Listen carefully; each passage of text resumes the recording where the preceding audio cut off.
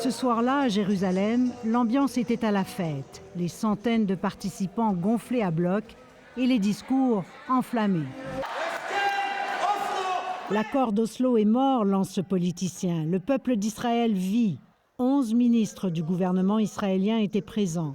L'extrême droite religieuse veut profiter de la guerre pour exhorter le Premier ministre Benjamin Netanyahou à recoloniser la bande de Gaza.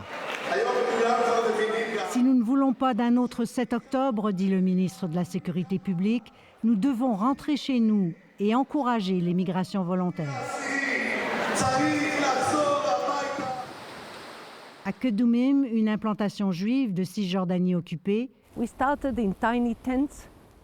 retrouvons celle qui a organisé le rassemblement. Daniela Weiss prône carrément le départ des Palestiniens de Gaza. They will move. They will move. All of them. All of them. All the Palestinians. I said all the Gaza people will move. But it's their land, so... It's not their land. Now we will go to Gaza, to the city of Gaza. We will build new cities, and we will make it Singapore plus. À la faveur de la guerre, l'idée gagne en popularité. Des chanteurs défendent un retour des colonies. Et des soldats israéliens n'ont pas hésité à planter leur drapeau dans l'enclave palestinienne. Des images d'un projet immobilier dans les ruines de Gaza ont même circulé. Le plus grand regroupement de colonies installées illégalement après la guerre des 6 jours à Gaza s'appelait le Gush Katif. Il a existé pendant 38 ans jusqu'à son démantèlement par le gouvernement d'Ariel Sharon en 2005. Près de 9000 Israéliens ont alors été contraints, certains par la force, de quitter l'enclave palestinienne. Toutes les installations ont été détruites.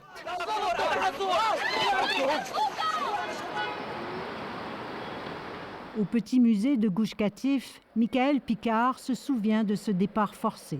Quel gâchis, quel gâchis, ça servait à rien, c'était une vie extraordinaire. Cet ancien inspecteur d'école a vécu 16 ans dans la bande de Gaza. On a été chassés par le gouvernement israélien de cette région. Il espère maintenant y retourner pour assurer, dit-il, la sécurité d'Israël, même si cela viole le droit international. Je sais bien qu'ils sont contre, mais moi je regarde quel est mon intérêt sur le plan sécuritaire. Je veux que ce soit Israël qui contrôle cette région. Et les Palestiniens qui sont là maintenant, il y a quand même 2 millions de personnes. 2 millions de personnes, quand je les laisse tout seuls, ils me font le pogrom du 7 octobre. Alors j'ai pas le choix, je dois les contrôler. Les colonies dans les territoires occupés sont elles aussi jugées illégales, mais elles continuent de se multiplier. 700 000 Israéliens y vivent maintenant, protégés par l'armée, ce qui rend la création d'un éventuel État palestinien presque impossible. Mais dans le monde des colons, Gaza, c'est aussi la terre d'Israël. Facts, jurisdiction. This is all over the world. You create facts on the ground, it becomes a reality, and you accept it or not. Selon les sondages, 35% des Israéliens appuient cette idée de recoloniser Gaza.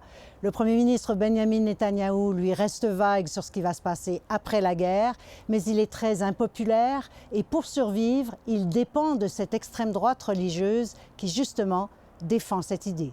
Ici Céline Galipo, Radio-Canada, Jérusalem.